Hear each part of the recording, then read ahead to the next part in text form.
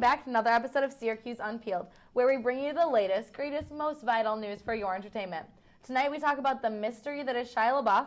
Lexi Pratt will show us the Pride Union's latest event, and I'll sit down with Courtney Futch, creator of Thundercakes. I'm Kelsey Clamara, and I'm here with Leanna Huber, Jacob Friesengrant, and Sarah Bogdan. So, Shia Labeouf has been tweeting that he is no longer famous and exhibited some strange behavior at the red carpet premiere for his movie Nymphomaniac. He was wearing his usual black tux and bow tie and a paper bag that had "I'm not famous anymore" scrawled across it. You know, if you don't want to be famous anymore, probably don't go to a red carpet event, much less be super weird at it. Right. Yeah. It seems like he's almost going the way of Amanda Bynes. Yeah. I mean, like, I can understand getting annoyed by the paparazzi, but Yeah. do that many paparazzi even follow Shia LaBeouf? No. He's not even that famous. Yeah, and what's the point of showing up at a movie premiere and walking down the red carpet if you don't want people to take pictures of you? I mean, come on, he's either crazy or desperate for attention. Yeah. Or both. Probably. No, but guys, it's sad because his whole paper bag stunt totally took the attention away from what sounds like a great movie. Oh, yeah. I mean, Nymphomaniac, it's so mysterious. Like, wonder what it could possibly be about. Who knows? In other weird Shia LaBeouf news, everyone's favorite ginger, especially mine, Rupert Grint, Ron Weasley, told The Guardian that while filming a movie together, he witnessed Shia running around naked, chasing an invisible owl. Hedwig! Okay, that confirms that he is completely crazy. You know, I really didn't even like him on that Disney show he was on, Even Something, whatever. Yeah, that. Okay. But I did like his friend Beans, who ate all the bacon. Yeah. You know what I'm talking about? Okay, that kid was funny. No, this guy's just strange. I mean, how are you not famous anymore if you're still making movies? Yeah. Right? He's not exactly off the grid, is he? I mean, he's totally pulling a Joaquin or a Brett Favre. I mean, Joaquin Phoenix? Yeah, Joaquin Phoenix or Brett Favre. I mean, next thing you know, he's going to be the next Indiana Jones or dating Megan Fox again. I mean, come on. No, he definitely peaked during Even Stevens. So singer Lorde wants people to stop listening to her song Royals. She wants people to have breathing room before she releases something different. What a diva. And by something different, does she mean something actually good? Aw, come on. And saying you're annoyed with your own song isn't exactly great for publicity, is it? No. And like, really, Lord, let's make a deal here. We'll stop listening if you stop dancing to Royals. Like, did you guys see her Grammy performance? It was a cat exorcism. Literally jerking with claws. Oh, come on, guys. I mean, she's just trying to be a true artist. You know, she was just feeling the music out. Oh, but, yeah. Okay, I mean, like, sorry, you're so successful. I mean, right? Like, her record label was probably not too happy about No, this. probably not at all. No. So in other weird singer news, our girl Miley allegedly put a fan's song in her mouth on stage during her Bangers tour. Wait, she put ew. what? Where? Yeah. Yeah, a fan threw a thong on stage, and Miley picked it up and put it in her mouth. Okay, all right. Well, to be fair, the thong probably didn't directly come off the person's body. we don't know that, all right? It's just disgusting, all right? That's the simple fact Yeah, of it, we don't all know right? where that's been. No, absolutely not. No. And I would like to take this opportunity to release a reaction song just to Miley Cyrus as, a person. It's called You Can and You Must Stop. Here, ready? Jacob, give me a beat. Why do you think I can do a beatbox? All right, we don't have time for that anyways. Yeah. So Kanye West is mad at people, as usual. He went on a rant about how the media disrespects him. He called out TMZ, E, and Barbara Walters in particular, saying they make him look like a maniac because they're afraid of interracial relationships.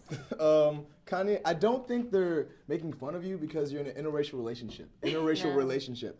I think they're making fun of you because you're in a relationship with Kim Kardashian. That's probably And it. you named your son after a direction. Yeah. I mean, come Wait, on. Are daughter. we serious?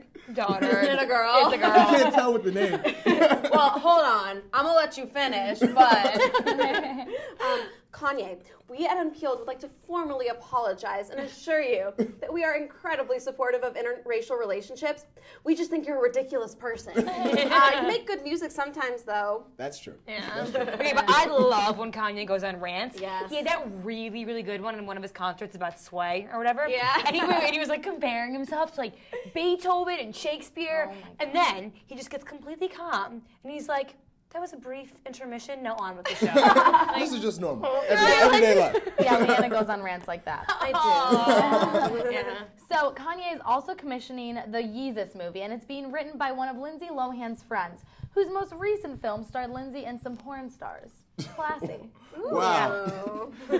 What a great group, guys. I mean, really, I can honestly say I'm looking forward to seeing this movie. Just the poor screenwriter, though. I mean, the guy could be a perfectly respectable writer, but just from having like one interaction with Lindsay Lohan, he's Lindsay Lohan's friend. It's horrible. Yeah, he's probably like, I don't even know her.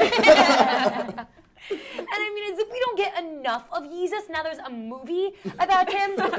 You know what I hope it is? I hope it's the retelling of the story of Christ, but it's Kanye, and instead he's in downtown LA, and the Last Supper is at the Chateau Marmont. I like that. That'd be perfect. So, in some tragic news, the U.S. is facing a clown shortage. Tragic. Glenn Kohlberger, president of Clowns of America International, yes, it's a real thing, explained that kids these days are less likely to take up the profession. He said they go on to high school and college, and clowning isn't cool anymore. Clowning is then put on the back burner until their late 40s and 50s. So sad. It is. Ridiculous. Sorry, when was clowning cool? Like, when is this golden age of clowning exactly? Yeah, becoming a clown is a new midlife crisis, all right? Old guys aren't buying cheesy red convertibles. No. They're releasing their inner clown. Putting noses on and everything. But I mean, honestly, like there could be worse shortages. You know, some practical things like food or water would probably be worse. Anything else. Right? But the clown shortage is kind of a good thing. Like, clowns are creepy. Yeah. I'm sorry, they are. All right, this next one is awful. Barbara Walters admitted last week to not only owning a vibrator, but calling it selfie. Wait, what?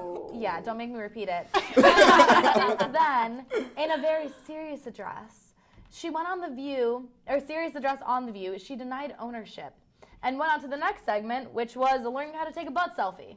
Yeah, sure. You know, like you do. Like you Butt selfie. This girl is clearly confused on what a selfie is. I mean, come on. Okay. All right, come on, guys. She's probably having a senior moment, all right? She doesn't even remember if she owns a vibrator or not. All right, I'm just going to breeze past this whole vibrator thing, you know. Thank you. Partially because it's nauseating, but awful. why does one need to know how to take a butt selfie? Okay, like, why is this a skill you need to have? I do not want to ever open a text and have a butt pop up, okay? Like, that is something you do not want to see. This is why you turn the lights out when you are getting with someone, all right? It's just like, it's not good. See, guys, she goes on rants.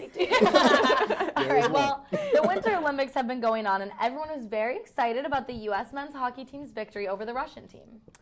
Yeah, but unfortunately, the Russian men's hockey team has gone missing, along with that guy that messed up the rings in the opening ceremonies. Yeah, I actually saw that article in a fake online newspaper saying, like, the operator of the rings had been violently murdered, and Putin was saying it was an accidental death. Oh, God. And you know, I actually seriously believed it for a second. The fact, though, that it was so believable kind of says it all. I mean, Winter, the events are crazy. Like, I know. Could we just have some more realistic ones, like a practical thing, like painting your nails? Yeah. I mean, come on. All right, well, the Vietnamese would sweep us in that one. But anyway, no, the events are crazy. Like skeleton, seriously throwing yourself down an ice ramp and hoping you come out the other end. Yeah. So the recent buzz on the Syracuse campus has been about the scandalous tweets from SU Confessions. For those of you who haven't seen them, SU Confessions anonymously tweets comments and stories from students. And recently, the stories have gotten a little too explicit. This is literally all we can show you. Wow. I mean, yeah, there are certain things that are meant to be inside thoughts. Like, I don't need to know all the places you've peed on the quad. Yeah. or done other things. Yeah. Ew. Don't want to know that. These tweets are really giving SU students a bad rep. I mean, I would hate to think that all of us are that ratchet. I'm gonna be honest, though. I do check the Twitter because I'm afraid that I'm gonna be mentioned on it. Why? What were you doing last night? I'm just really hoping that most of these tweets are made up, because if they're not, reel it in, Syracuse. Come on. Get it together. For real. Coming up next, Lexi Pratt shows us backstage at the Pride Union's drag show, and later I sit down with Courtney Futch, creator of Thunder Cakes.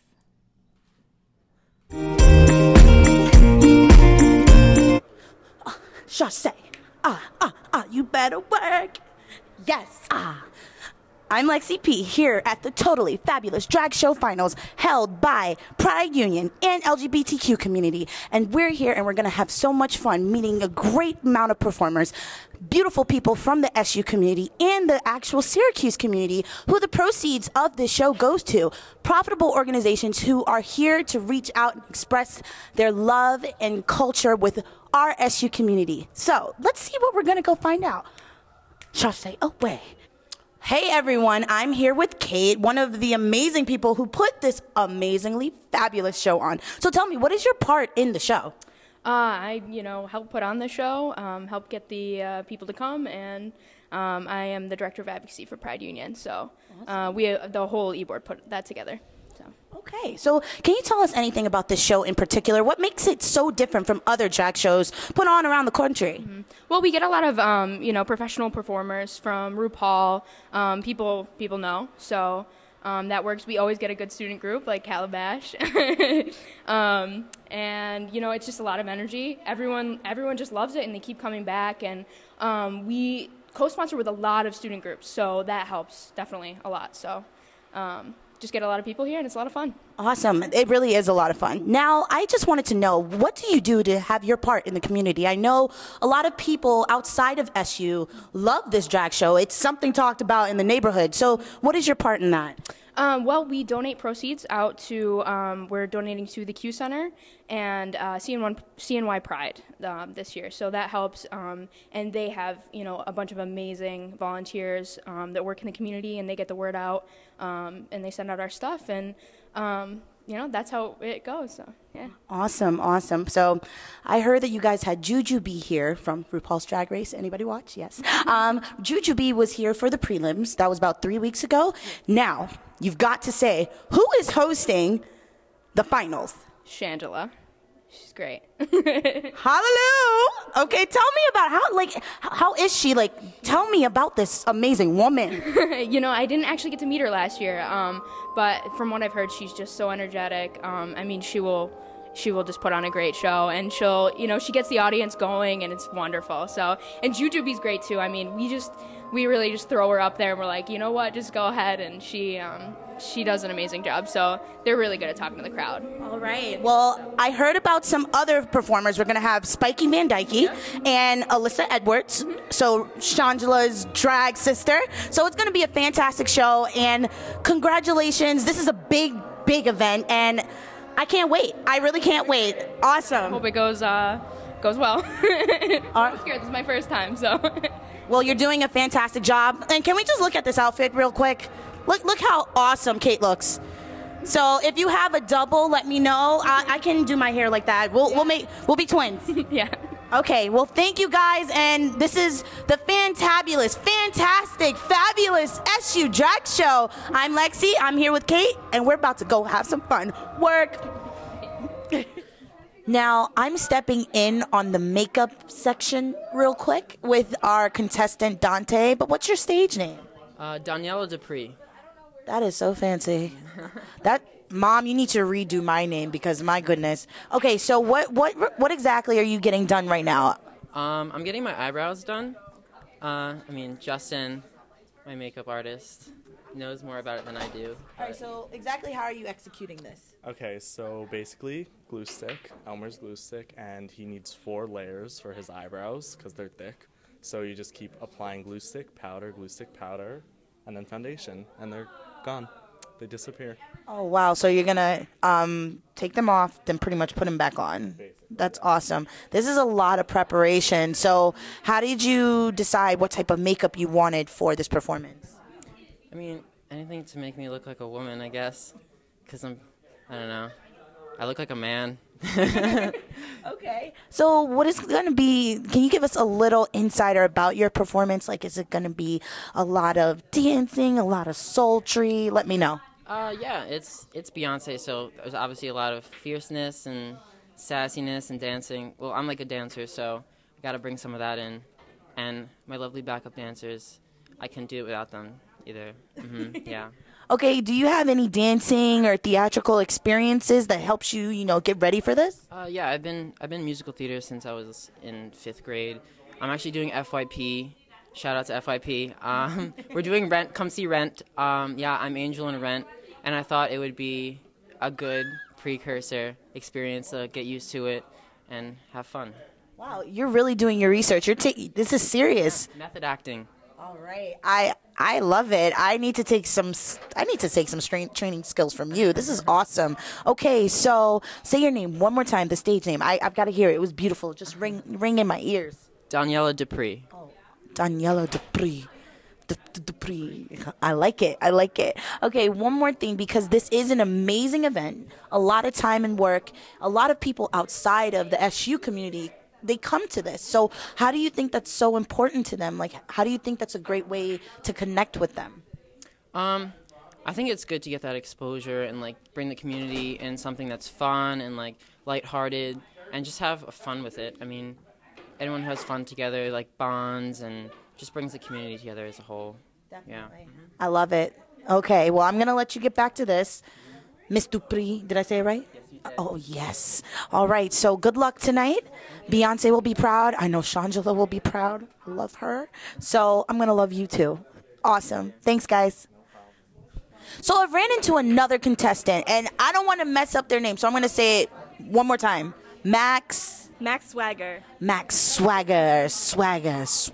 felt like I needed an echo. I'm sorry. No, the echo was totally appropriate. I appreciate it adding. It's a nice effect. I wish I had a theme song to go along with it too, but I mean, we got a couple hours before the show. It can happen. Okay, I mean, you have backup dancers, so I could be her backup singer, Swag up. Anyway, so how long have you been doing drag? This is my first experience doing drag, so totally amateur. And I was a backup dancer in the show last year, and it was a lot of fun. And so I was like these guys, and I decided to just do my own act this year. And I dance. I'm a dancer. I'm with Orange Pulse, actually. And so it's just kind of fun to throw it all together and choreograph it myself. So, yeah. Awesome. So this is your first time as drag. What has been the hardest thing for you so far? Duct taping my boobs. It's a little hard to breathe, and it's a struggle. But other than that, I don't know. It's fun. Okay. It's a fun, quirky thing. So. Well, this is definitely an SU event, but it also is a community event. And how do you think that this is a big positive impact on the Syracuse community? I think it's really cool because it brings a lot of attention to the LGBT community at SU, and we're the country's largest college-sponsored drag show. So it's really cool that we have professional performers and the people from not just SU but the community who come who really know nothing about anything like the LGBT community or drag or anything, and it's a cool experience to get to share all that with people. Awesome. Like I completely agree with that, and I really love that you guys take time, hours, days, weeks, months to get ready for this. Like, this is awesome, and I wish you nothing but the best of luck. Thank you. I hope you win. I hope you get up there and you sing your heart out. I don't want you to give anything away. Even though I'm dying to know who you are tonight. I'm dying. So Max Swagger is going to give it to us, and it's going to work. All right. Hey, everybody. I'm backstage, and I'm here with Tanya, a veteran who performed last year and absolutely did a fabulous job. So I've asked her to show me some tips, with the hair and the shoes and the strut and the walk. But let me ask you this. Like, how long have you been doing this? I'm going to say this is my second year doing this. Okay. Yes. Okay, and what is the most difficult thing to get prepared mentally, physically? Let me know. I mean, physically, obviously, because you're trying to portray a female's body, and this is not a female's body, if you can't tell. And also mentally, you know, because you have to, you have to really be dedicated. You can't do a half job with it. You really have to go all the way and really be yourself, but not yourself at the same time, because you're portraying somebody else. So. Definitely. Now, this drag show is a very great thing for the SU community, and I just want to know, how do you think it's giving back? Like, it's letting people express and just have fun with it, right? Yeah, I mean, you're definitely expressing yourself, and you're getting to watch other people express themselves in different ways. And then you're also educating at the same time, because a lot of people have never been exposed to drag or, have seen it, but they're not entirely sure. So it's giving you a full, well-rounded, look into the drag community and the LGBT community at that. Definitely. I respect it. I love it. I come back every year. So I saw the shoes that she's going to wear tonight, and I think it's time that I slip into my drag.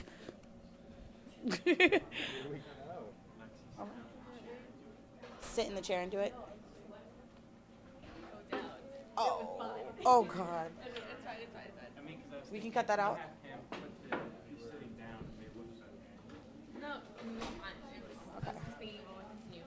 Okay, so what do you want me to do now?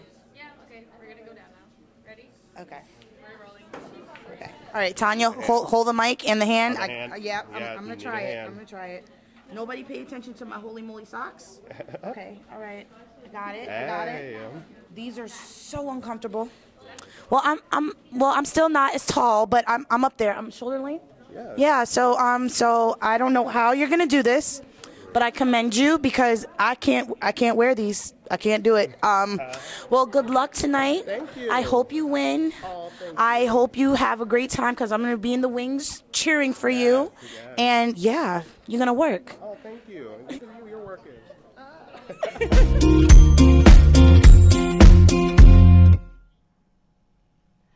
Welcome back to Syracuse Unpeeled. I'm here with Courtney Futch, the mastermind behind Thunder Cakes.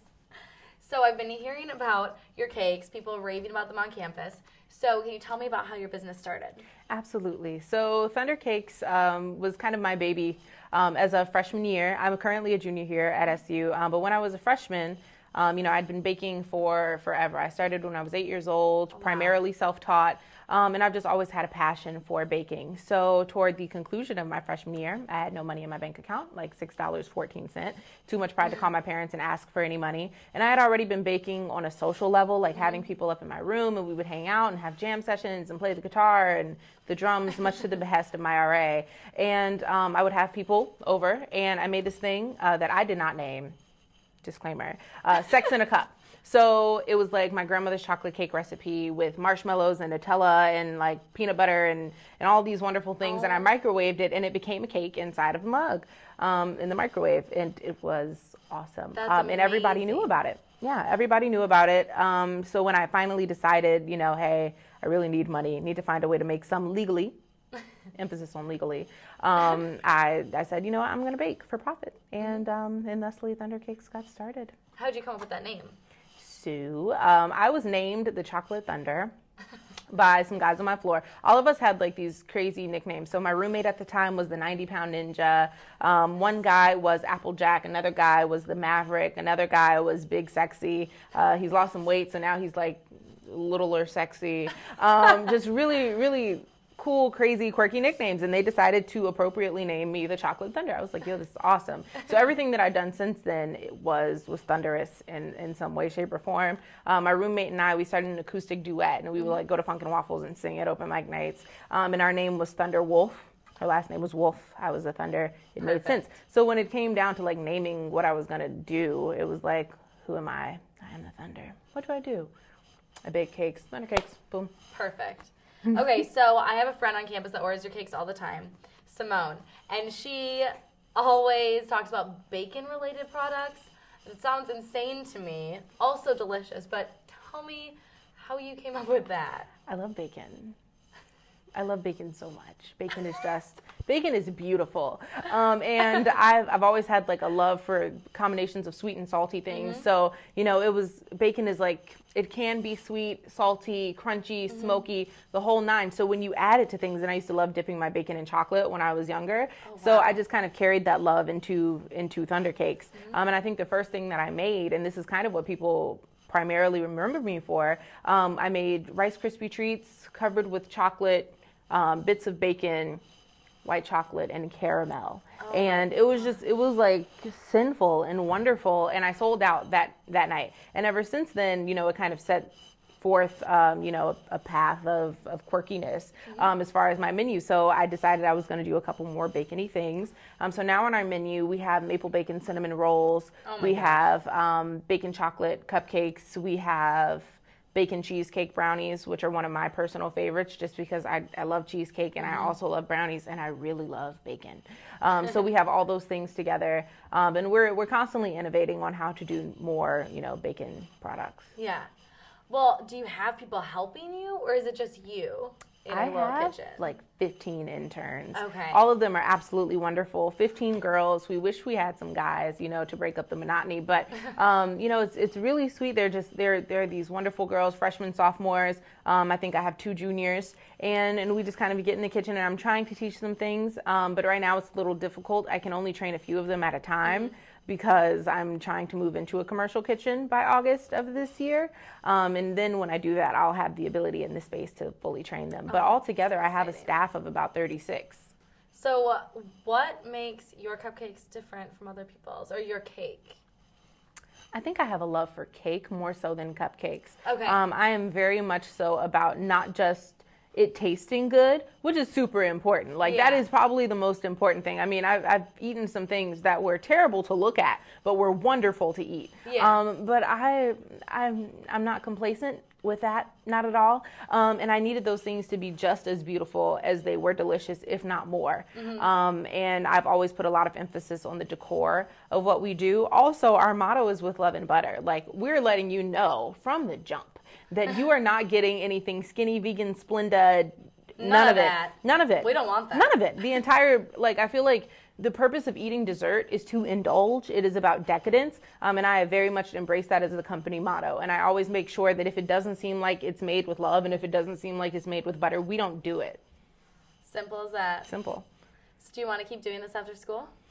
I do. I definitely do. I love Thunder Cake so much, but I think the way that I plan on interacting with it after college is going to be different.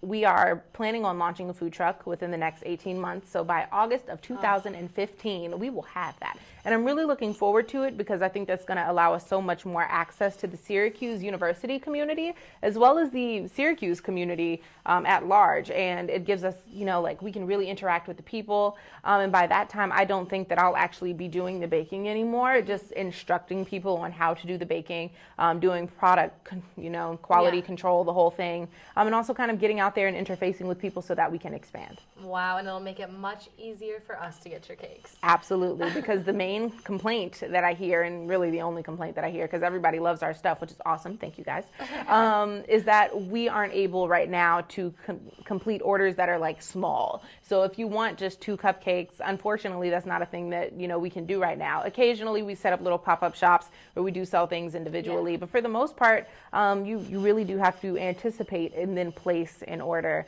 which is unfortunate because I would love to be able to, you know, give things to people individually. I think that would be so much better altogether.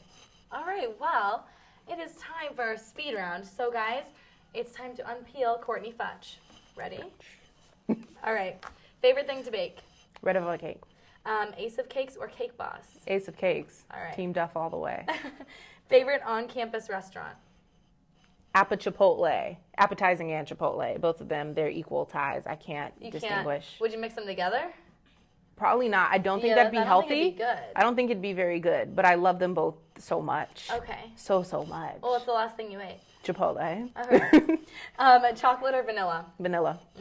Buttercream or cream cheese frosting? Buttercream. And I agree on that one too. All day long. Fondant or fondant?